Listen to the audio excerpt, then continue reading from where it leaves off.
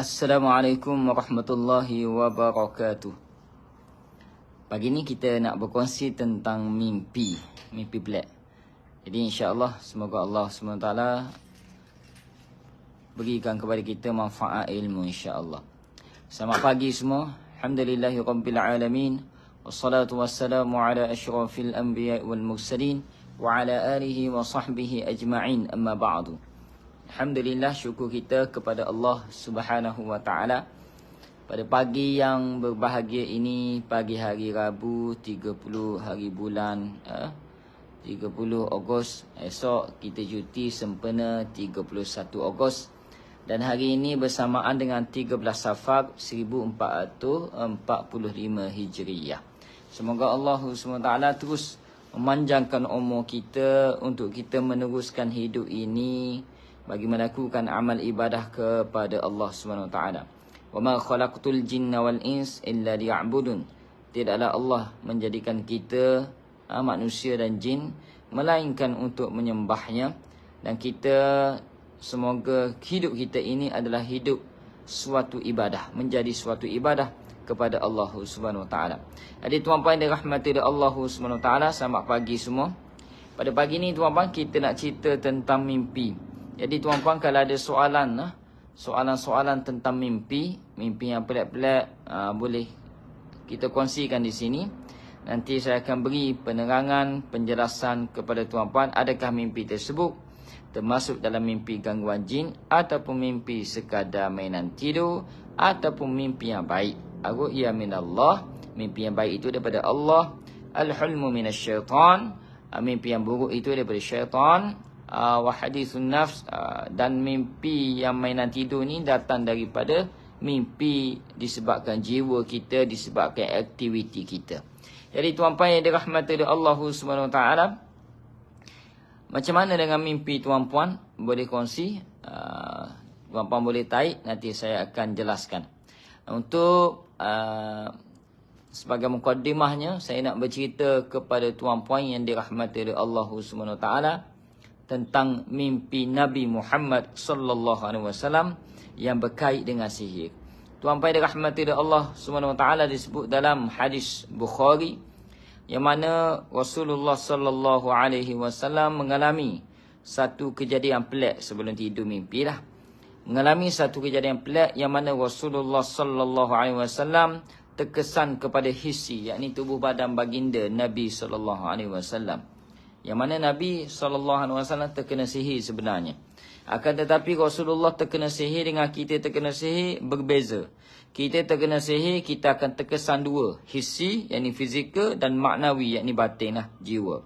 Adapun Rasulullah terkena sihir hanya terkesan dengan izin Allah, hanya terkesan pada hissi sahaja, yakni fizikal sahaja, dan tidak terkesan pada maknawi Nabi SAW. Kita beza, kita kena belaka. Rasulullah tidak, fizikal sahaja.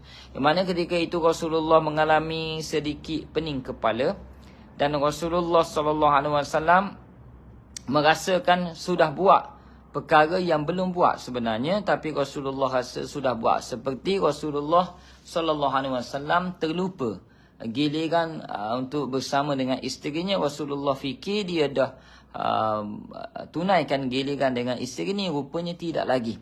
Maka di sini dipanggil sedikit khayalah, dalam khayalan, merasakan sudah membuat sesuatu yang tidak dibuatnya lagi. Oleh kerana itu Rasulullah terus iftitah, iaitu Rasulullah berdoa kepada Allah, mohon petunjuk kepada Allah, berdoa kepada Allah, mohon petunjuk. So tuan-puan, kalau tuan-puan nak mimpi yang baik, mimpi yang elok dan sebagainya, dia mesti dimulakan dengan doa. Macam mana seseorang itu nak mimpi yang baik sedangkan dia tidur pun tak baca doa? Macam mana seseorang tu nak mimpi daripada Allah, ar-ru'ya minallah, mimpi yang baik itu daripada Allah, sedangkan dia tidak minta pun kebaikan dalam doanya kepada Allah? Jadi antara orang yang akan mimpi yang baik, dia akan berdoa kepada Allah, berdoa kepada Allah, berdoa kepada Allah sepanjang hidupnya, minta petunjuk, minta taufik hidayah, minta kebaikan. Okey, antaranya tuan-puan boleh amalkan doa ini. Doa Bismillah 5 yang Nabi Khidir beri kepada Nabi Ilyas. Bismillah 5 ni banyak jenis tuan-puan. Ini antaranya. Bismillahi ma syaa Allah. La yasuqul khaira illa Allah. Bismillahi ma syaa Allah. La yasifu as-su'a illa Allah. Bismillahi ma syaa Allah. Ma kana min ni'matin famin Allah. Bismillahi ma syaa Allah. لا يأتي بالحسنات إلا الله بسم الله ما شاء الله لا حول ولا قوة إلا بالله العلي العظيم. Itu antara doa yang kita boleh amal. Moga-moga kita didatangkan kebaikan. Maksud dia tadi Bismillahirrahmanirrahim, dengan nama Allah, atas izin Allah. La yasuqul khaira illallah. Tidak ada datang kebaikan illallah, melainkan daripada Allah, melainkan dengan izin Allah. Yang kedua, bismillahirrahmanirrahim, dengan nama Allah, dengan atas izin Allah. La yasifus su'a illallah. Tidak menolak, tidak menyekak keburukan, melainkan dengan izin Allah. Yang ketiga, maka min ni'matin faminallah. Apa-apa nikmat yang kita miliki ini, yang kita ada ini, datang daripada Allah. Yang keempat tadi, la ya'ti bil hasanati illallah. Tidak datang kebaikan-kebaikan akhlak, kebaikan-kebaikan sifat mahmudah ini, melainkan dengan izin Allah. Dan yang terakhir sekali, tidak ada daya upaya kekuatan kita nak melakukan ketaatan ke, kita terjatuh dalam maksiat ke, illallah, melainkan dengan izin Allah juga. Jadi kerana itu tuan-puan, ini antara doa. Mana mungkin seseorang tu boleh mimpi yang baik, melainkan dia ni banyak berdoa kepada Allah. Seperti mana Rasulullah sallallahu alaihi wasallam, Rasulullah berdoa kepada Allah Subhanahu wa taala. Rasulullah berdoa kepada Allah Subhanahu wa taala, maka Rasulullah berdoa kepada Allah SWT, sentiasa berdoa, maka Allah SWT datangkan satu mimpi kepada Rasulullah. Mimpi itu datang dua malaikat. Dan ini mimpi berkaitan dengan sihir. Mimpi itu datang dua malaikat. Seorang duduk di kepala Rasulullah, seorang duduk di kaki Rasulullah. Dan dua malaikat ni berbual dan Rasulullah dengar. Salah satu malaikat berkata, hamba Allah ini sakit apa? Malaikat tu jawab seorang lagi, ianya disihir. Malaikat tu tanya lagi, sihir macam mana? Sihir yang ditanam dalam telaga Darwan. Siapa yang melakukan sihir ini? Maka dia jawab, Labid bin Al-Asam. Kemudian banyak lagi lah. Sehingga Rasulullah SAW bangun daripada tidur. Dan Rasulullah mengetahui ianya adalah mimpi yang benar. Ar-ru'ya min Allah. Maka tahulah Rasulullah rupanya dirinya telah terkena sihir. Kemudian Rasulullah memerintahkan sahabatnya untuk pergi ke telaga Darwan dan mengeluarkan buhul sihir. Sebab tu kena cari buhul sihir. Memang ada betul buhul sihir yang diikat di pelapah tamak. Padanya ada sebelah ikatan yang mana ada rambut Rasulullah sallallahu alaihi wasallam. Ada rambut Rasulullah sallallahu alaihi wasallam. So kalau kita berubat dengan seseorang, tak kiralah title dia ustaz ke, tok guru ke, tok bomo ke, tok ayah ke, khalifah ke, kalau dia minta rambut kita, jangan bagi. Kerana rambut ini boleh dibuat sihir yang paling lama kekal dia. Ni bahaya. Kerana Labid bin Al-Asam ni tersuhu tukang sihir Yahudi yang paling popular, yang mana paling pakar sihir dia. Dia paling pakar buat sihir. Kerana itu dia pilih rambut Rasulullah sallallahu alaihi wasallam, rambut Rasulullah yang terlekat pada sisi rambut diambil. Itu tuan. Sebab tu kalau kita berubat, orang minta rambut, jangan bagi. Bulu roma ke jangan bagi, bahaya. Itu ritual sihir. Oleh kerana itu tuan-puan yang dirahmati oleh Allah Subhanahu Wa Taala, kerana itulah kita hari ini bila ada pesakit datang, bila kita sakit, kita kena catat mimpi apa yang kita alami. Sebab di sebalik mimpi itu ada maksud-maksud tertentu. Dia boleh jadi mimpi daripada Allah, boleh jadi mimpi buruk daripada syaitan, boleh jadi mimpi disebabkan mainan jiwa. Tiga ni lah Nabi sebut dalam hadis, tiga ni tentang mimpi. Oleh kerana itu tuan-puan, seperti orang yang selalu disayangi oleh jin, didampingi oleh jin, Dia akan selalu mimpi main dengan kanak-kanak, main dengan budak, dia dukung budak. Di situ ada pertalian hubungan kasih sayang, rasa rapat. Ada yang rapat sangat, dia dukung bayi sehingga menyusu, beri susu kepada bayi. Ini menunjukkan penerimaan saka tersebut ataupun jin pendamping tersebut. Jin pecinta pun boleh jadi mimpi bayi. Kebanyakan mimpi bayi adalah banyakkan yang saka lah, simptom saka. Bukan saka lagi, simptom saka. Oleh kerana itu tuan-tuan, Rasulullah sendiri dia ada kesinambungan mimpinya tadi dengan keluhan semasa jaga. Bukan semasa tidur, masa jaga sama. Sakitnya dan sebagainya. Okey tuan-tuan. Tuan-tuan mimpi ke apa tuan-tuan? Boleh kongsikan. Siapa nak kongsi tentang mimpi, insya-Allah nanti saya akan cuba diagnos sikit. Tuan-tuan kalau nak kongsi tentang mimpi, silakan. Boleh taik lah. Tuan-tuan mimpi apa? Boleh taik. Bismillahirrahmanirrahim.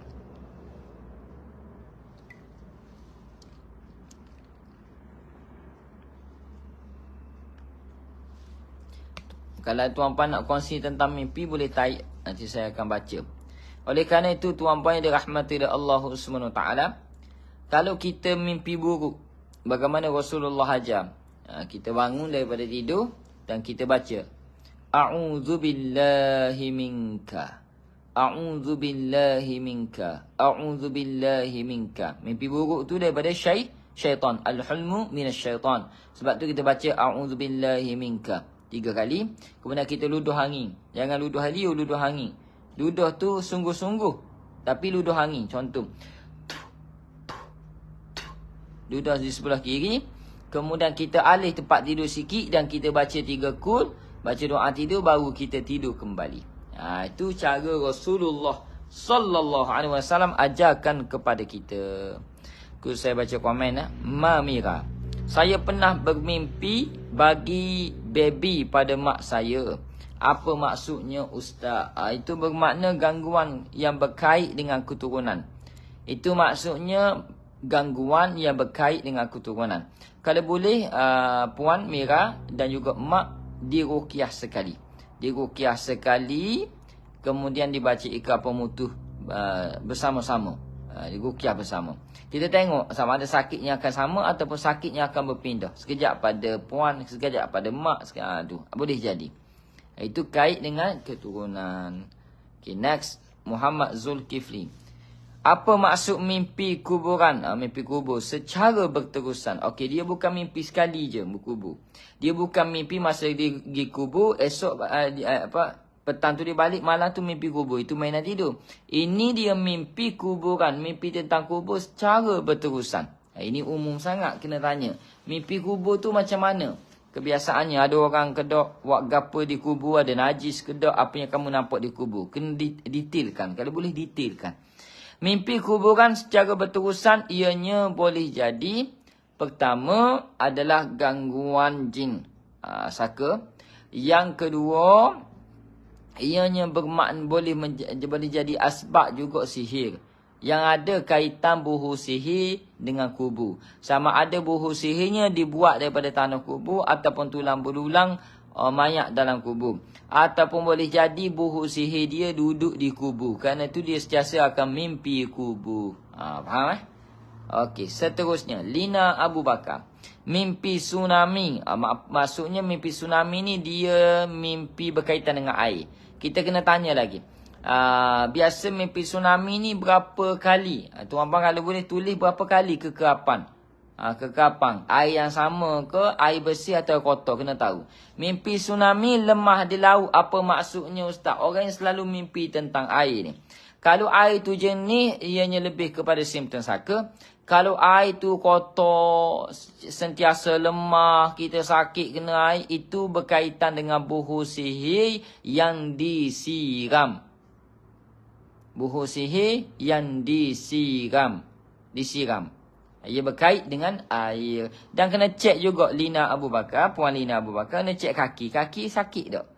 Dia akan kait dengan kaki. Naik urat hijau je. di beti, bergegar, bergeruk, ada benda sesuatu di beti, sakit kaki, tumit kaki dan sebagainya. Ia berkait dengan mimpi air tadi. Kalau mimpi air kotor lah. Siti Sa'diah Adam. Mimpi kubur mayat. Mimpi kubur mayat, tempat kotor, air yang banyak. Okey, mimpi kubur banyak.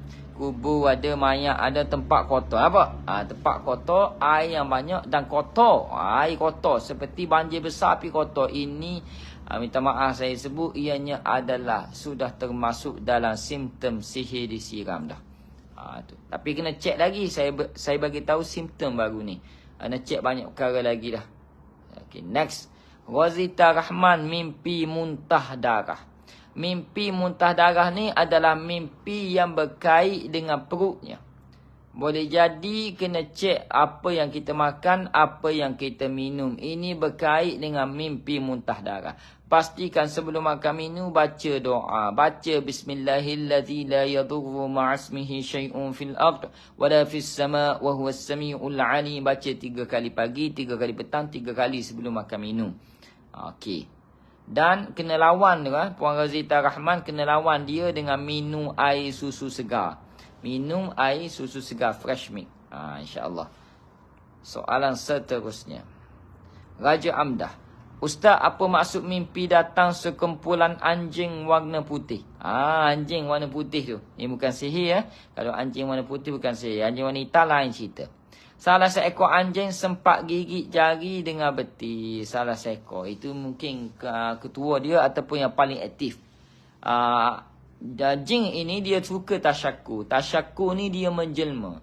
Sama ada jin ni suka menjelma dalam bentuk ular hitam ataupun ular putih ataupun ular hijau.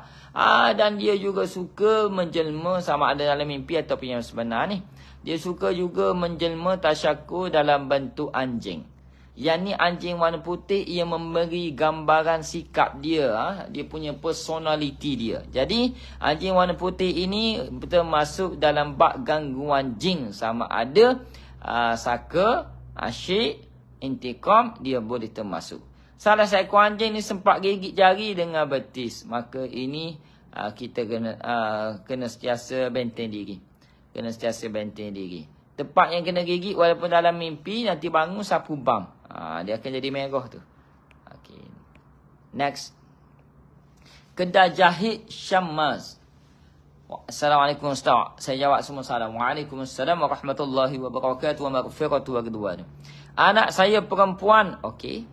Dia kata selalu mimpi ular kejar dia. Tanya dia ular warna apa? Sempat patut ataupun tidak? Garang ataupun tidak? Ini bermaksud ke mana saja kamu pergi, gangguan jin ke atas diri kamu tetap ada. Dia follow kamu. Ke mana saja kamu lari, pindah rumah ke dia follow. Ini maksudnya adalah pendamping. Sama ada saka, asyik pun boleh jadi dipanggil jin pendamping. Awak benteng diri ya. Seterusnya. Ammar Azfar An-Nuha An-Nawra. Pelik nama.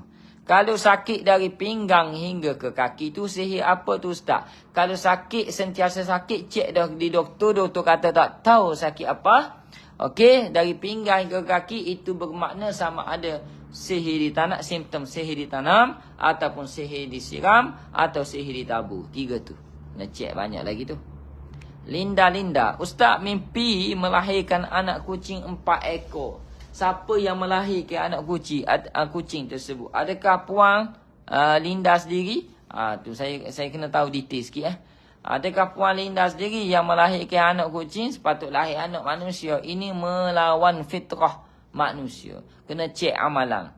Puan Linda cek amalan, cek barangan apa yang disimpan untuk orang mau ambil apa. Cek amalan barangan. Saya sebut setakat tu saja. Cek amalan barangan.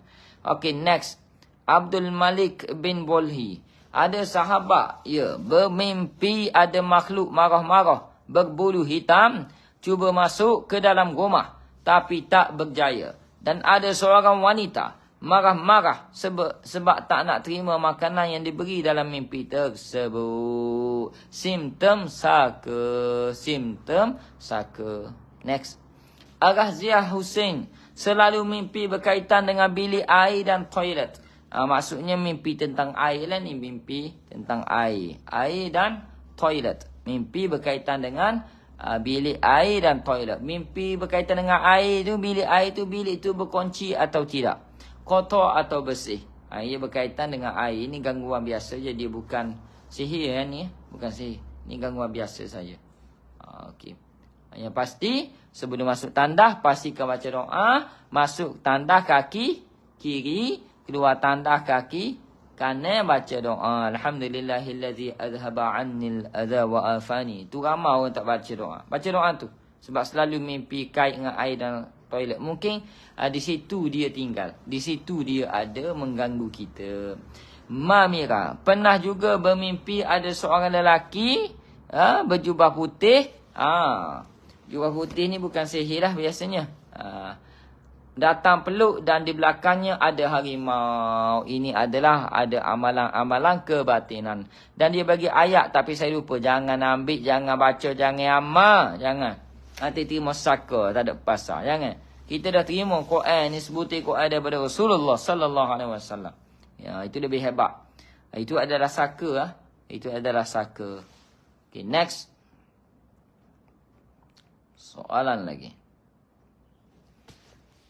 Ustaz, kalau banyak kali mimpi pasal kain putih dan hot last sekali tengok budak tafiz yang ramai setiap seorang membawa baju putih masing-masing. Okey, mimpi kain putih ya.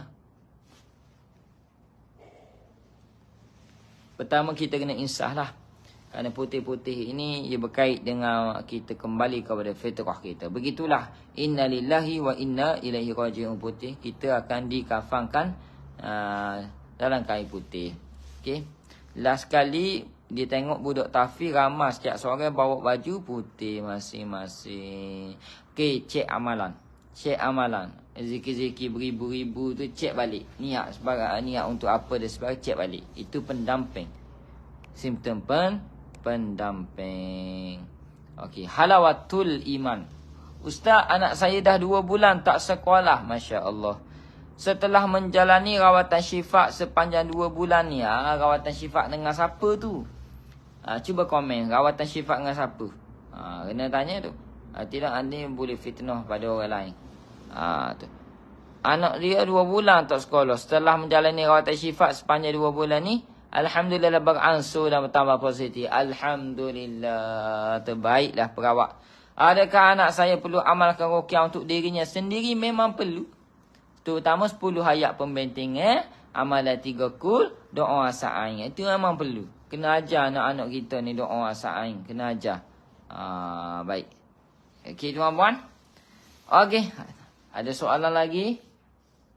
Kalau tak ada, kita nak buat kesimpulan penutup je lah. Sebab saya ada urusan sikit pagi ni untuk ke Macang, Kelantan. Ada saya dah berjanji dengan seorang pesakit nak pergi rumah dia dan keluarganya. Kes berat. Saya suka lah kalau pergi berat saya pergi. Okay. Muniratul Ainzah. Ustaz, kalau mimpi binatang-binatang. Contoh. Kena ada contoh binatang apa? Okey. Biasa mimpi kelawar besar. Ni mesti orang Kedah ni. Kelawar besar. Ikan keli manusia, kepala anjing. Ikan keli manusia, kepala anjing. Dan rumah kerap masuk belalang. Baik. Muniratul Ainzah mimpi binatang tu mimpi apa? Ini boleh jadi simptom sihir pun boleh. Boleh jadi simptom gangguan tempat pun boleh. Itu. Antara dua. Nanti cek balik Hafsah, Cik Wan. Saya selalu mimpi rumah. Saya selalu mimpi rumah buruk dan kotor. Ini mesti orang Negeri Sembilan ni. Saya mimpi rumah buruk dan kotor. Itu menunjukkan tempat jin tersebut duduk kat mana. Dia duduk situ je. Dia tunjuk tempat kita. Sama ada tempat tu roboh atau tidak, dia tetap ada. Okey. Jadi mimpi rumah buruk dan kotor ni, ia berkait dengan tempat gangguan.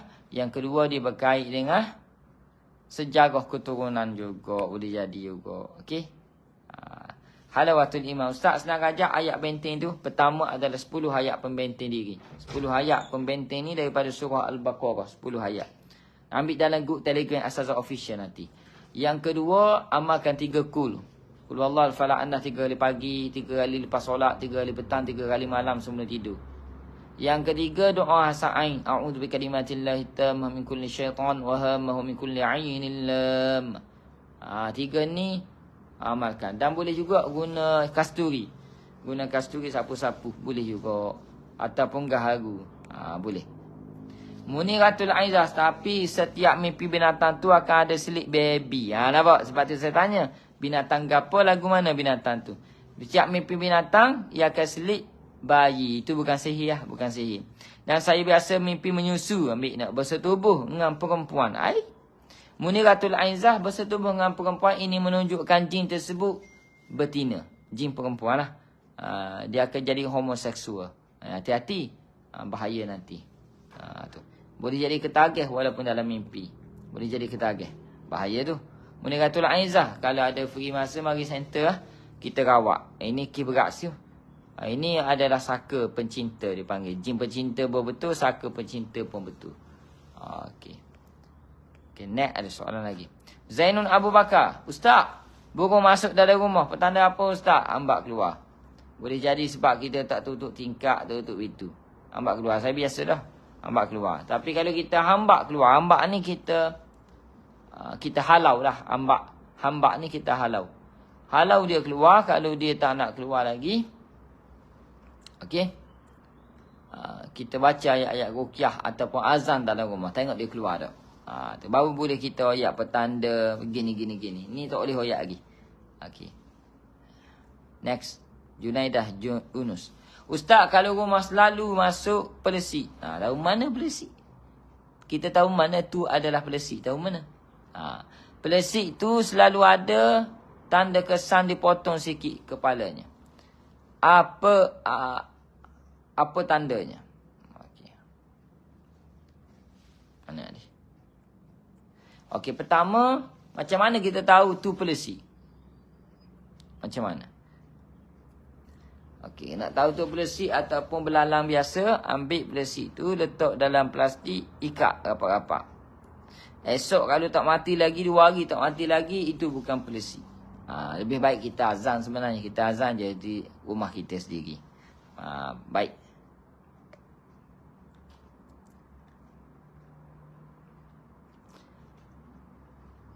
Kalau burung masuk dalam rumah tadi, halau je dia keluar. Tu. Tapi kalau kita perhati burung tu ada ikatan di kaki dia, tolong buka. Itu ikatan sihir, tolong buka. Tu. Baik.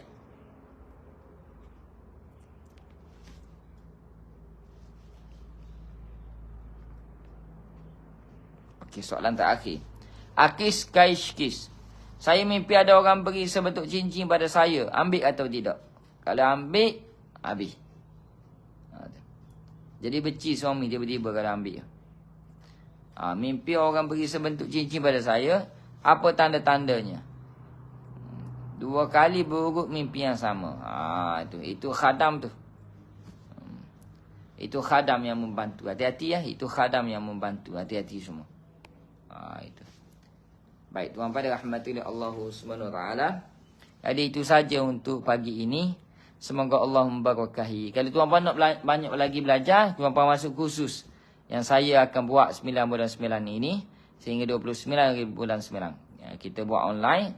Kemudian majlis penutup, kita mari pagi sampai petang face to face dengan saya, insya-Allah. Banyak lagi amalan yang kita nak ijazahkan. Tu. Tapi kena khususiyah. Tak boleh umum gini. Khususiyah ni maksudnya depan-depan mata. Face to face. Okey? Walaupun ramai-ramai face to face. Gitu. Okey tuan-puan. Tuan-puan kalau nak alat bantu, kalau nak lebih lanjut, masuklah kursus.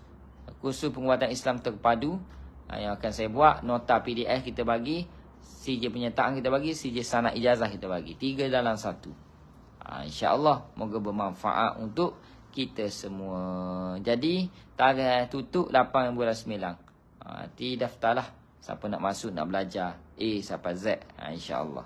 Okey tuan-tuan, itu sajalah untuk pada pagi ni.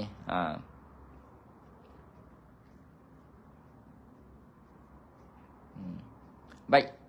Moga-moga selamat pagi semua. Jom kita sarapan pagi. Itu saja, minta maaf terkasar bahasa tersilap bicara. InsyaAllah jumpa lagi. Wabillahi taufiq wal hidayah. Assalamualaikum warahmatullahi wabarakatuh. Takbir, Allahu Akbar. Barakallahu fikum.